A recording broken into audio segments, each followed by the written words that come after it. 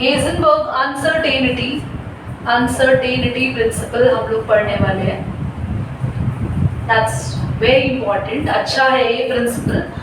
आ गए इस पे क्वेश्चन। प्रिंसिपल का एक्सप्रेशन में लिख देती हूँ यहाँ पे del x इंटू में del p greater than equal to h/4 क्या है अर्थ? हेजनबर्ग ने बोला आप किसी भी मूविंग पार्टिकल की, और माइक्रोस्कोपिक पार्टिकल की बात कर रहा था वो, वेलोसिटी और पोजीशन एक साथ नहीं निकाल सकते। तो आप चले उसकी बात को ना प्रूव करने के लिए, इम्पॉसिबल को पॉसिबल प्रूव करने के लिए कि आप कह रहे थे मैं करूंगा ऐसा, आप गए, आप माइक्रोस्कोप के पास गए और आपने इलेक्ट्रॉन माइक्रोस्कोप से देखा इलेक्ट्रॉन घूम रहे थे, तो आपने उनकी वेलोसिटी निकाल दी, क्योंकि घूम रहे थे तो स्पीड निकाल दी। मैंने कहा पोजीशन बताना, तो जैसी पोजीशन आप बताना चाहा आपने, तो आपको इलेक्ट्रॉन को रोकना पड़ा एक जगह। यस और नो? आप इलेक्ट्रॉन को रोकना चाहोगे, पर इलेक्ट्रॉन रुकते ही उसकी वेलोसिटी 0 हो जाएगी, क्योंकि अगर आप किसी चीज की स्पीड निकाल रहे हो दैट्स व्हाई वो मूव कर रहा है, और अगर कोई चीज मूव कर रही है तो मूविंग चीज की स्पीड तो बता सकते हो पर पोजीशन नहीं बता सकते वो कहाँ है, क्योंकि मूविंग है। तो अगर आप यहाँ देखोगे थोड़ी देर बाद वो यहाँ, थोड़ी देर बाद यहाँ, थोड़ी देर बाद ऊपर, थोड़ी देर बाद आगे। और अगर पोजीशन बताने में आप सक्सेस रहे तो इसका मतलब वो चीज रुकी हुई है, आप वेलोसिटी नहीं बता सकते, वेलोसिटी 0 है उसकी। तो किसी भी मूविंग चीज की एक साथ दो चीजों को बताना, हेजनबर्ग ने बोला इम्पॉसिबल है। तो इन्होंने अपना एक प्रिंसिपल दिया, इन्होंने बोला ये इक्वेशन आपके पास हमेशा रहती है, del x यानी कि चेंज इन पोजीशन,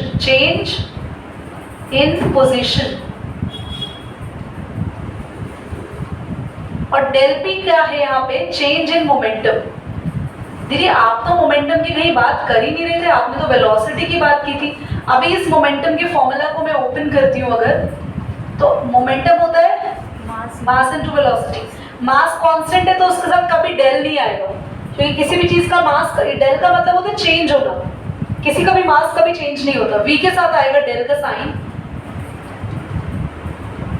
इसका मतलब है कि चेंज होगा पोजीशन में और चेंज होगा वेलोसिटी में, कुछ ना कुछ चेंज इन दोनों में ही होगा, कुछ ना कुछ इनकी इनएक्यूरेसी निकल कर आएगी, वैल्यू सेम नहीं आएगी अगर आप दोनों को एक साथ कैलकुलेट करने की कोशिश करते हो। तो ये क्या दिया है दीदी? h वही प्लैंक्स कांस्टेंट था, पाई आप सबको पता है 2/7 और 4, ये कांस्टेंट उसने कुछ सॉल्यूशन या कुछ बहुत बड़ी कैलकुलेशन करके ये वैल्यू और ये एक्सप्रेशन निकाला था।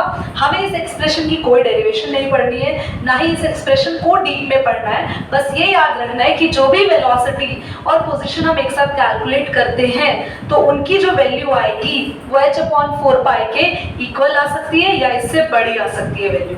मतलब बेसिकली जो भी हम वेलोसिटी और पोजीशन एक साथ कैलकुलेट करने वाले हैं, जो आंसर आएगा पहली बात वो एक्यूरेट नहीं होगा, कभी भी एक्यूरेट नहीं आएगा, हेजनबर्ग ये पहले ही बोल चुका है। और अगर आप निकाल भी लेते हो उनकी वैल्यूज तो वो हमेशा h/4 के बराबर या फिर उससे बड़ी होगी। ठीक है, अब del x क्या है? चेंज इन पोजीशन, और del v क्या है? Change in velocity. del v is the change in velocity. इस पे क्वेश्चन कैसे आएंगे दीदी तो बता देते हैं। डायरेक्ट क्वेश्चन आएंगे, आपको दे दिया जाएगा चेंज इन पोजीशन इतना है, चेंज इन पोजीशन मान लो 2 × 10⁻² मीटर्स दे देंगे। मास ऑफ इलेक्ट्रॉन आप सबको पता ही है, वैल्यू आप पुट कर दोगे, बोलेंगे चेंज इन वेलोसिटी निकालो। तो जब ये पता है, मल्टीप्लाई ये पता है, del v निकालना है। यहाँ दीदी साइन कौन सा लेंगे? आप इक्वल का साइन लेंगे न्यूमेरिकल सॉल्व करते हुए। h की वैल्यू आप सबको पता ही है प्लैंक्स कांस्टेंट की कितनी होती है 4π, इनकी वैल्यू पुट करेंगे, सब कुछ यहाँ शिफ्ट हो जाएगा और आप क्या निकाल लेंगे? del v। तो इस तरीके से क्वेश्चन आते हैं। ठीक है, नोट करो। हमारे पास दिस इज द साइंटिस्ट स्क्रॉडिंजर, पूरा नेम इनका था अर्नस्ट स्क्रॉडिंजर। एक्चुअली इन्होंने पूरा रिसर्च किया था। ये बोहर के मॉडल से थोड़ा हैप्पी नहीं थे। ये कह रहे थे कि बोहर ने बताया है कि इलेक्ट्रॉन सिर्फ सर्कुलर ऑर्बिट पे घूमता है, पर मुझे पता लगाना है कि इलेक्ट्रॉन क्या उसके आसपास भी मिल सकता है क्या इलेक्ट्रॉन अपने ऑर्बिट के अलावा कहीं और भी मिल सकता है। तो उन्होंने काफ़ी रिसर्च किया और इन्होंने एक पूरी की पूरी एक फील्ड बना दी केमिस्ट्री में जिसका नाम है क्वांटम मैकेनिक्स। और बेटा आप इस क्वांटम मैकेनिक्स को वेव मैकेनिक्स के नाम से भी जानते हैं, फिजिक्स में भी इसके बारे में आप काफ़ी कुछ पढ़ेंगे।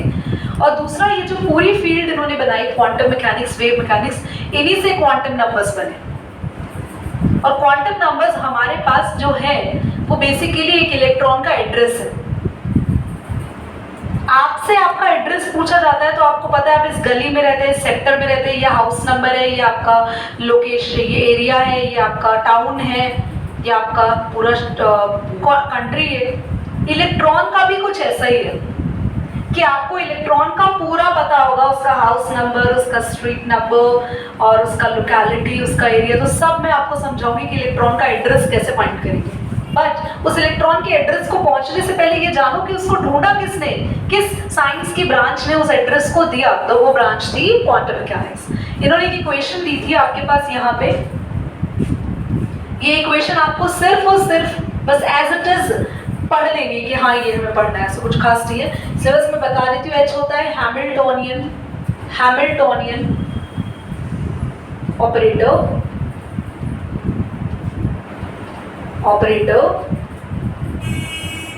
E is the Ernst-Schrödinger constant and this is your psi। इसको psi बुलाते हैं। This is your psi, sign symbol का नाम है psi। और ये जो psi होता है ये होता है एम्पलीट्यूड, और psi स्क्वायर होता है प्रोबेबिलिटी डेंसिटी। अब दिमाग में आ रही होंगे बहुत सारे क्वेश्चन मार्क कि ये आप क्या पढ़ा रहे हो, हमें कुछ समझ नहीं आ रहा। समझाना शुरू करते हैं, ध्यान से देखो। इन्होंने ये बोला था, स्क्रॉडिंजर ने ये बोला था कि अगर एक इलेक्ट्रॉन किसी भी न्यूक्लियस के चारों तरफ ऐसे घूमता है तो वो शेल में ही नहीं रहता बट शेल के आसपास भी रहता है। और उन्होंने उस आसपास के रीजन का नाम भी दिया। वो रीजन था ऑर्बिटल, जो कि मैंने आपको पिछले क्लास के लास्ट में थोड़ा थोड़ा हिंट दे दिया था। उन्होंने कहा था जब वो इलेक्ट्रॉन अपने सर्कुलर ऑर्बिट में घूमता है तो ठीक है, पर इलेक्ट्रॉन की रेंज है। रेंज मतलब हर इलेक्ट्रॉन की रेंज होती है कि जैसे तुम्हारी रेंज है, तुम्हारे घर वालों ने तुम्हारी कुछ रेंज सेट कर रखी होगी कि आप बस इस दुकान तक ये सामान लेने जा सकते हो। बचपन की बात कर रहे हैं जब आपका साइज भी कुछ इलेक्ट्रॉन जितना था। तो बेसिकली आपकी रेंज थी कुछ ना कुछ। आप उस दूसरी गली में नहीं जा सकते थे। आपका पड़ोसी का भी रेंज फिक्स था कि इन 2-3 घरों में जा सकते हो। ऐसा थोड़ी आप 2-4 गली छोड़ के किसी के चले जाओगे, अंकल आप हमारे पड़ोसी में आपके घर आए हो। नो, आपकी रेंज फिक्स है। ऐसे ही इलेक्ट्रॉन की रेंज फिक्स है, ये अपने ही ऑर्बिट के आसपास घूम सकता है। तो वो जो रेंज है वो रेंज होता है वेव का एम्पलीट्यूड। देखो ये वेव दिख रहा है, क्योंकि इलेक्ट्रॉन वेव मोशन में घूमता है तो इस तरीके से जब वेव बनाता है तो वेव का एम्पलीट्यूड, आपको एम्पलीट्यूड बताया था ना मैंने बच्चों, एम्पलीट्यूड बताया था इस वेव का हाई पीक कहां तक जाता है। तो ये जो एम्पलीट्यूड है उसको डिनोट करते हैं psi से। और ये जो पूरा एरिया जहां इलेक्ट्रॉन मिल सकता है इसके आसपास, वो पूरा एरिया हो गया psi square. That's probability density of finding electron. तो ये सब चीजों पे इन्होंने काम किया था। अगर ये इक्वेशन, इस इक्वेशन को बस एज इट इज याद कर लो, स्क्रॉडिंजर वेव इक्वेशन बोल के। H कैप, ये कैप है ऊपर, और आप लोगों ने वेक्टर्स पढ़ा है तो आई कैप, जे कैप, के कैप थोड़ा सा आपको याद होगा। तो इट्स दैट लाइक दैट, ये वो वाला कैप है। और हैमिल्टोनियन ऑपरेटर एक पूरा का पूरा ऑपरेटर सिस्टम था, मैथ्स पे बेस्ड था, जिसने हमें कुछ psi और psi स्क्वायर की वैल्यूज को ढूंढने में मदद की थी। ये पूरी सिस्टम बनाने में मदद की थी। पूरा वेव मैकेनिक्स, पूरा क्वांटम मैकेनिक्स थ्योरी पे बेस्ड था। तो कोई बड़े मेजर फॉर्मूलाज इन्होंने नहीं दिए, पर इनसे जो हमें मिला वो हम बहुत से बहुत आगे पहुंच गए। हमें मिला क्वांटम नंबर्स का कॉन्सेप्ट। क्या आपको ये पता चला? सब कुछ समझ आया? कौन था साइंटिस्ट? स्क्रॉडिंजर। उन्होंने क्या दी थी? एक वेव इक्वेशन। इस इक्वेशन से उन्होंने ये बताने में मदद की थी कि इलेक्ट्रॉन सिर्फ सर्कुलर ऑर्बिट पर ही नहीं बल्कि उसकी रेंज उसके आसपास भी रहती है। मैक्सिमम कितना दूर जा सकता है वो किसने बताया? psi ने, दैट इज एम्पलीट्यूड। और मैक्सिमम कितने एरिया तक वो रह सकता है? The area is given by psi square, जिसको बोलते हैं probability density of finding the electron. Exam में क्वेश्चन क्या आएगा ये बता दो इस टॉपिक पे। तो एग्जाम में क्वेश्चन आता है what is the physical significance of psi। तो आपको लिखना है psi is the amplitude, like it is the amplitude of wave which is determined by the electron, and psi square having the physical significance is it is the area or the range where the electron can be found around the orbit, orbit के आसपास। तो exam में बस एक question आएगा इसके ऊपर, what is the significant physical significance of शाई और शाई स्क्वायर, कर दो बस। समझ आ गया क्वेश्चन?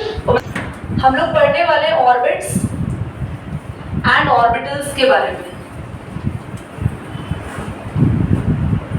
ऑर्बिट्स बहुत बार बताया है, ऑर्बिट सर्कुलर पाथ होता है, एक सर्कुलर ट्रैक, एक सर्कुलर रास्ता जिसपे इलेक्ट्रॉन्स घूमते।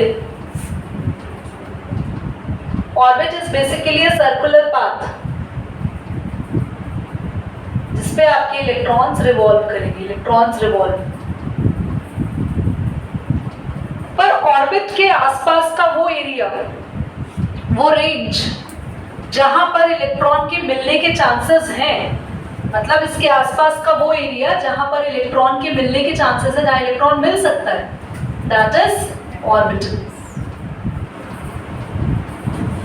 ऑर्बिटल में एक बारी में, एक ऑर्बिटल में मैक्सिमम से मैक्सिमम 2 इलेक्ट्रॉन आ सकते हैं, उससे ज्यादा नहीं आ सकते। ऐसा दीदी क्यों? अभी आगे जाके हम क्वांटम नंबर्स पढ़ेंगे तब सिखाऊंगी मैं ऑर्बिटल में क्यों ही 2 इलेक्ट्रॉन्स आ सकते हैं, ठीक है। इसके अलावा ऑर्बिटल्स की शेप्स भी होती हैं अलग अलग।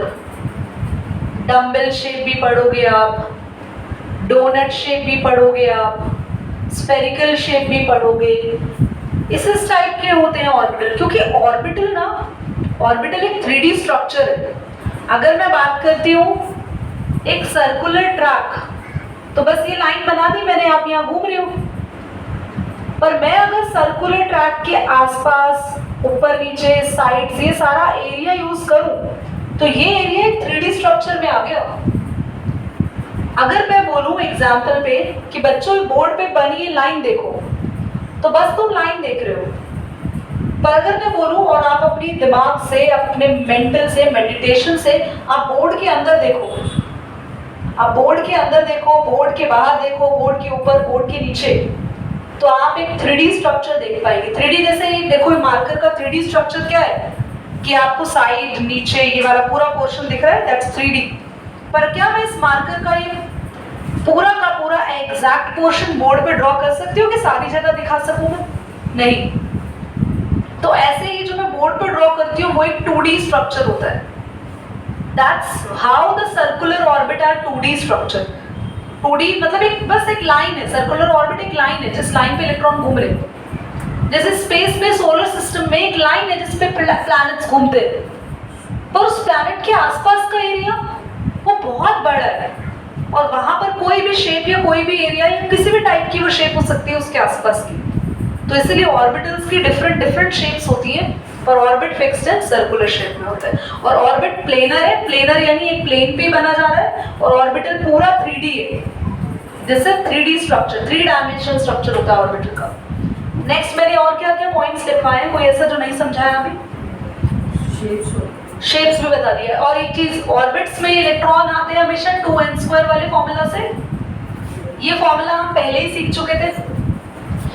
पहले शेल में कितने इलेक्ट्रॉन होंगे, n की वैल्यू 1 पुट करते हैं, 1 का स्क्वायर 1 आता है, 2 1 2, पहले शेल में 2।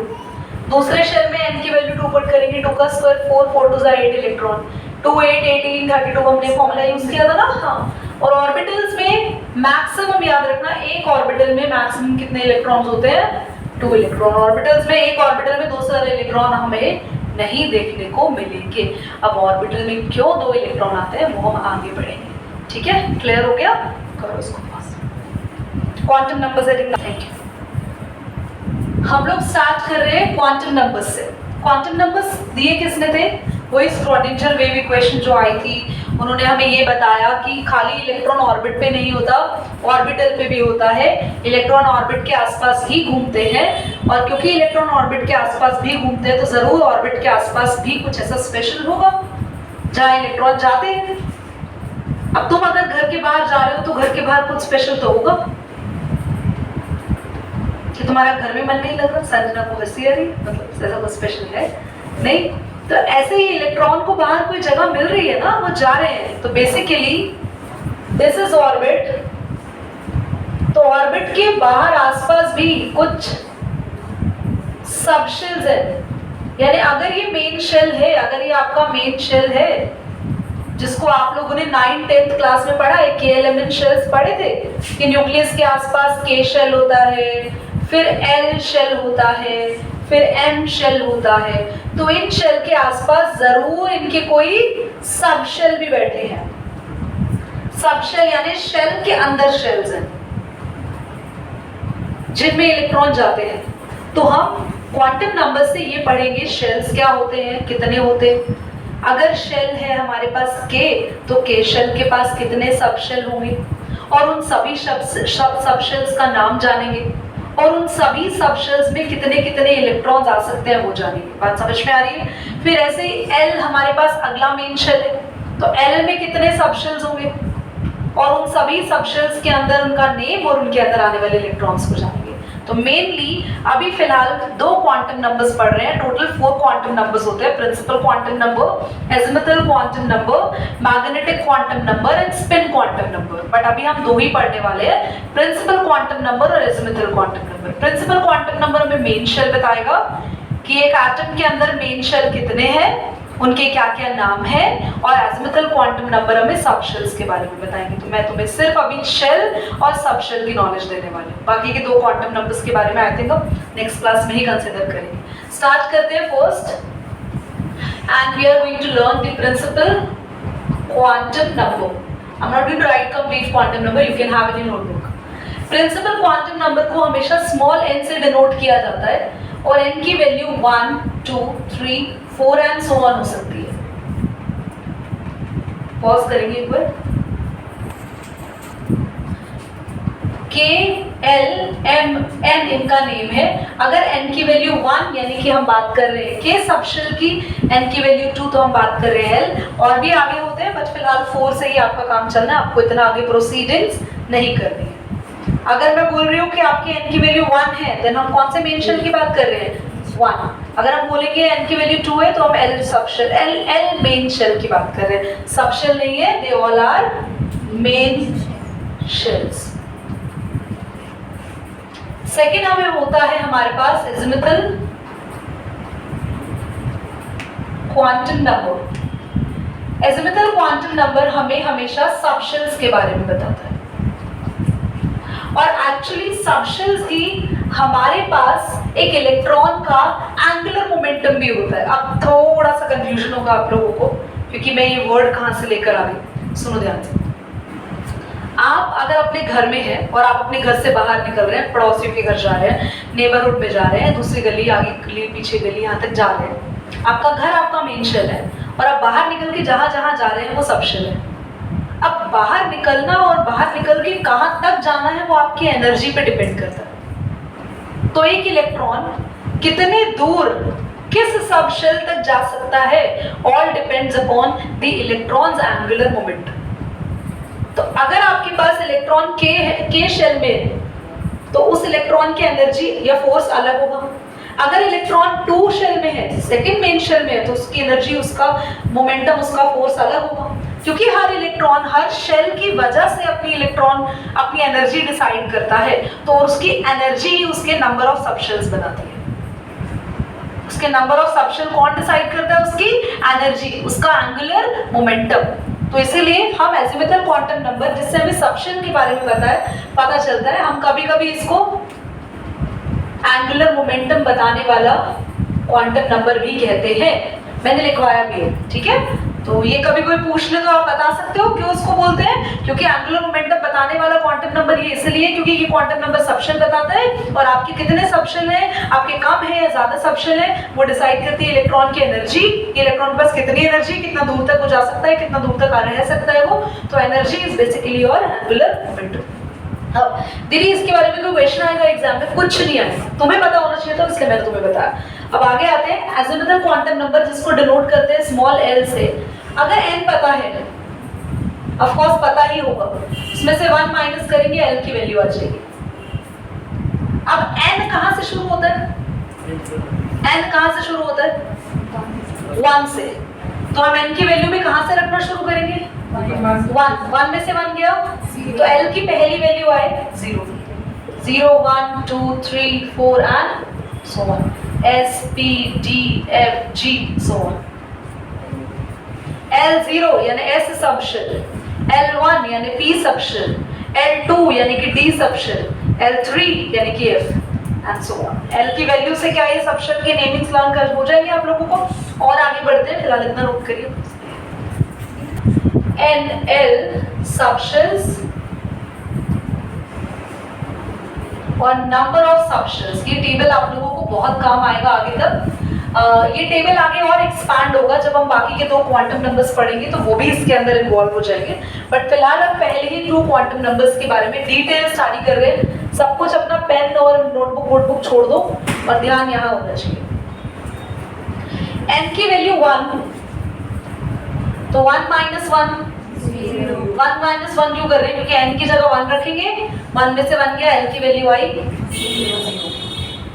0 का मतलब होता है ये s किसका सबशेल है?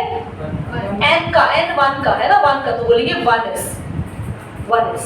s किसका सबशेल है? 1 मेन शेल का, तो 1s। और कितने नंबर ऑफ सबशेल आए? 1।